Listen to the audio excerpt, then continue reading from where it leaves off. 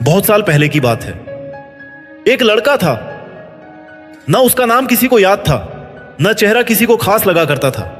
वो एक ऐसे कोने में जन्मा था जहां जिंदगी का मतलब सिर्फ जिंदा रहना होता था। वो घर नहीं, एक टूटी फूटी झोपड़ी में रहता था। छत टपकती थी, दीवारें मिट्टी की थीं और जमीन पर बिछी चटाई भी इतनी पुरानी थी कि उससे ज्यादा पुराने तो केवल उसके घाव थे।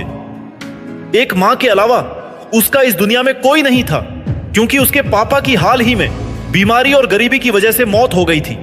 उसके घर में ना बिजली थी ना पानी। गर्मियों में बदन पसीने से चिपचिपा रहता और सर्दियों में वो कांपता हुआ सोता था, अखबार की कुछ पुरानी चादरों को ओढ़कर। खाने के नाम पर अगर एक सूखी रोटी और थोड़ी सी चटनी मिल जाए तो उसे त्योहार जैसा लगता था। कई बार तो खाली पेट ही स्कूल चला जाता। पेट से ज्यादा उसकी आंखें भूखी थीं, एक बेहतर जिंदगी देखने की भूखी। वो स्कूल जाता लेकिन बिना किताबों के। उसके पास तो एक ही कपड़ा था जो दिन में पहनता और रात को उसी को धोकर सूखने के लिए लटका देता।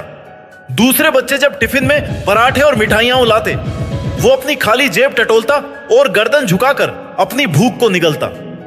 स्कूल में उसका मजाक उड़ाया जाता था।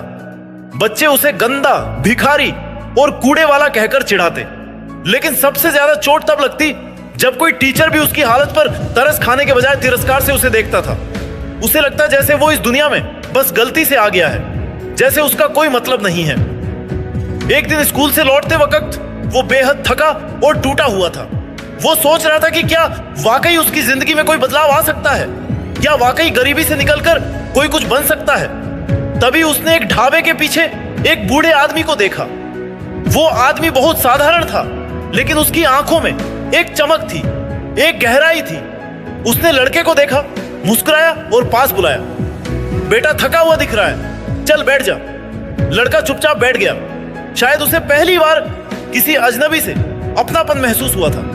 बूढ़े ने पूछा, क्या बात है, उदास क्यों है? लड़का बोला, मेरे पास कुछ नहीं है, ना खाना, ना कपड़ा, ना किताबें। लोग मुझे भिखारी समझते हैं। मैं बड़ा होकर क्या बनूंगा? बूढ़ा हंसा, लेकिन उसकी हंसी में दया नहीं थी, गर्व था। उसने कहा, बेटा जिसके पास कुछ नहीं होता उसके पास सब कुछ पाने की जगह होती है। तू जिंदा है, लड़ रहा है, यही तेरी सबसे बड़ी जीत है। लड़के को लगा जैसे किसी ने उसके अंदर बुझ चुकी आग को फिर से हवा दे दी हो। वो लाइन, जिसके पास कुछ नहीं होता उसके पास सब कुछ पाने की जगह होती है, उसके दिल के सबसे गहरे कोने में उतर गई। उस दिन के बाद वो बदल गया। उसने कसम खा ली कि अब वो खुद को कभी छोटा नहीं समझेगा। वो रोज ढाबे में बर्तन धोता, स्कूल जाता और रात में स्ट्रीट लाइट के नीचे बैठकर पढ़ता। उसके पास किताबें नहीं थीं, तो उसने कबाड़ी से पुराने फटे पन्ने इकट्ठे किए। वो पन्नों को जोड़ता, सिलता और उनसे खुद अपनी किताब बनाता। उसको जो भी मिलता उसी को वो याद कर लेता। उसकी आंखों में अब एक चमक थी, भूख की नहीं, उम्मीद की। वो दिन में 4 घंटे काम करता, 6 घंटे स्कूल जाता और फिर रात भर पढ़ाई करता। नींद, वो तो अब कोई पुरानी बात बन चुकी थी। उसके दोस्त थे पुराने कागज, टूटी पेंसिलें और वो ख्वाब जो उसने आंखों में पाल रखे थे। धीरे धीरे उसके रिजल्ट सुधरने लगे। उसने स्कॉलरशिप के लिए आवेदन दिया और उसे सफलता मिली। उसे कंप्यूटर में बहुत रुचि थी।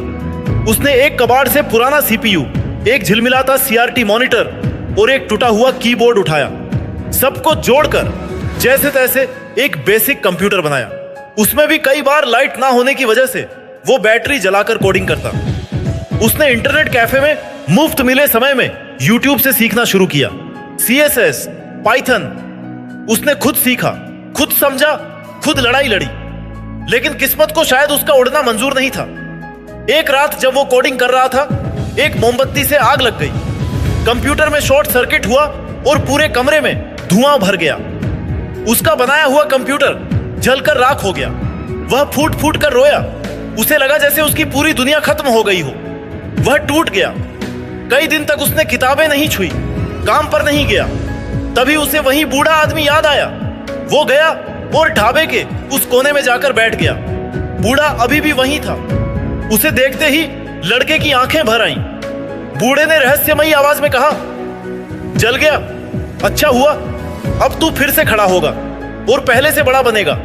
आग सिर्फ जलाती नहीं, निखारती भी है। वो फिर उठा। इस बार उसने और भी ज्यादा मेहनत की।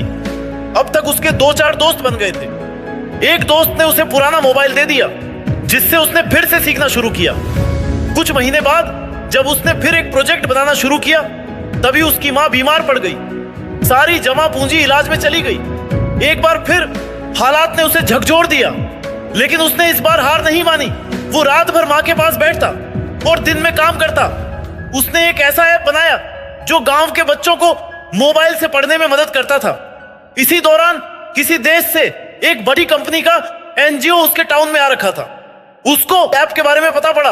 दरअसल उसकी कंपनी को भी एक ऐप चाहिए थी। एनजीओ प्रतिनिधि ने मुस्कुराते हुए कहा, तुम्हारा ये ऐप हमने देखा है, बिल्कुल अलग सोच है इसमें, लेकिन हमें जानना है ये तुमने अकेले कैसे बनाया। लड़का शांत लेकिन गहरे आत्मविश्वास के साथ, मेरे पास लैपटॉप नहीं था, सिर्फ एक पुराना मोबाइल मिला था। कभी कभी ढाबे में बर्तन धोता था और जब मालिक दया करता तो आधे घंटे वाईफाई यूज करने देता। रात को मोबाइल की टॉर्च जला के कोड लिखता था। मां के पास बैठकर। वो बीमार थी, लेकिन मेरी हर रात की थकावट के आगे एक मुस्कान दे देती थी। एनजीओ प्रतिनिधि हैरान हुआ, तुम्हें कभी लगा कि छोड़ दो सब कुछ, इतनी दिक्कतों में क्यों लगे हो? आंख में आंसू आ गए, लेकिन उसके शब्दों में ताकत थी। उसने कहा, हर दिन लगा, लेकिन फिर याद आता कि अगर मैं हार गया तो वो सब लोग जीत जाएंगे जो कहते थे कि मैं कुछ नहीं बन सकता। और सबसे बड़ा डर यह था कि कहीं मेरी मां की आंखों की वो चमक ना बुझ जाए जो हर सुबह मेरे लिए जलती थी। एनजीओ प्रतिनिधि धीरे से कुर्सी से उठते हुए, तुम्हारी मेहनत हम कागज पर नहीं, तुम्हारी आंखों में देख सकते हैं। तुमने संसाधनों के बिना जो किया है वो कई लोग लाखों रुपए में भी नहीं कर पाते। हम तुम्हारे इस ऐप को फंड करेंगे और तुम्हारी शिक्षा की पूरी जिम्मेदारी हमारी होगी। लड़का आश्चर्यचकित रुकते हुए बोलता है, मैं बस चाहता था कि कोई मुझ पर भरोसा करे, और आप वो पहले इंसान हैं जो मेरी मेहनत को देखकर मुझे पहचान रहे हैं। ये मेरे लिए कोई सौदा नहीं, ये मेरे बचपन की जीत है। एनजीओ प्रतिनिधि हाथ मिलाते हुए, आज से हमारी कंपनी और आप पार्टनर हैं। वो लड़का जो एक समय 2 वक्त की रोटी को तरसता था, अब करोड़पति था। इतनी बड़ी डील उस शहर में कभी नहीं हुई थी, लेकिन उसने पैसा अपने ऊपर नहीं उड़ाया।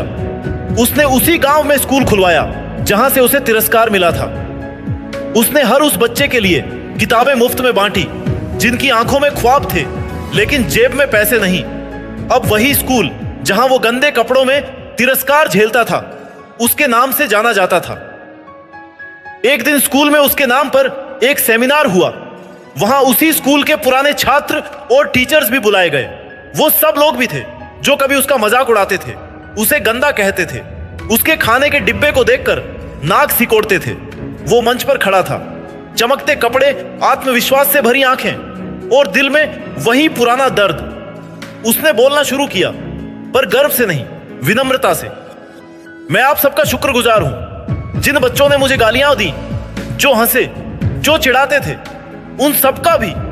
क्योंकि अगर आपने मेरा मजाक ना उड़ाया होता तो शायद मेरे अंदर वो आग ना जलती, शायद मैं आज यहां नहीं होता। भीड़ में सन्नाटा था, कई आंखों में आंसू थे, कुछ सिर शर्म से झुके हुए थे। आप सबने मुझे गिराया, लेकिन गिरने से मुझे उठने की वजह मिली। मेरी गरीबी ने मुझे हंसना नहीं सिखाया, पर सहना सिखाया। आज मैं जो भी हूं वो सिर्फ मेरी मेहनत से नहीं, आपके अपमान से भी हूं। तालियां इतने जोर से बजी जितनी उस शहर में बरसों से नहीं बजी थी। सबकी आंखें भीगी हुई थीं। हर व्यक्ति जोर से ताली बजा रहा था, और सबसे अगली पंक्ति में उसकी मां भी बैठी थी, जो ताली नहीं बल्कि खुद के खुशी के आंसू पूछ रही थी और अपने बेटे पर गर्व कर रही थी। ये जीत सिर्फ उस लड़के की नहीं थी, ये एक सोच की जीत थी। ये उन सबके लिए आईना थी जो किसी को कमजोर समझते हैं। आज वो लड़का लोगों को पैसे नहीं, सोच बांटता है। वो सिखाता है कि जिन लोगों ने तुम्हें तोड़ा उनके लिए भी शुक्रगुजार रहो, क्योंकि वो तुम्हारा इम्तिहान नहीं, निर्माण कर रहे हैं। दोस्तों, जिंदगी हमें अक्सर उस मोड़ पर लाकर खड़ा करती है जहां हर दिशा धुंधली लगती है। खासकर जब आप गरीब होते हैं तो ये धुंध और भी घनी होती है। हर दिन एक नई जंग, हर सुबह एक नया इम्तिहान। लेकिन यही हालात इंसान को या तो तोड़ देते हैं या उसे बना देते हैं। उस लड़के की कहानी सिर्फ संघर्ष की नहीं, सोच की ताकत की कहानी है। उसके पास साधन नहीं थे, लेकिन संकल्प था। उसकी जेब खाली थी, पर दिल ख्वाबों से भरा था। वो जानता था कि हालात उसके खिलाफ हैं, लेकिन उसने हालात से लड़ना नहीं छोड़ा। उसने भूख को धैर्य में बदला, तिरस्कार को तपस्या में और आंसुओं को आत्मबल में। हमें यह सीख मिलती है कि गरीबी सबसे बड़ी समस्या नहीं है, सबसे बड़ी समस्या है खुद को हार मान लेना। सोच वो चाबी है जो बंद से बंद दरवाजा खोल सकती है। अगर सोच ऊंची हो तो सफर चाहे जितना भी मुश्किल हो, मंजिल जरूर मिलती है। इसलिए याद रखिए, सोच बदलो, तकदीर खुद झुक जाएगी।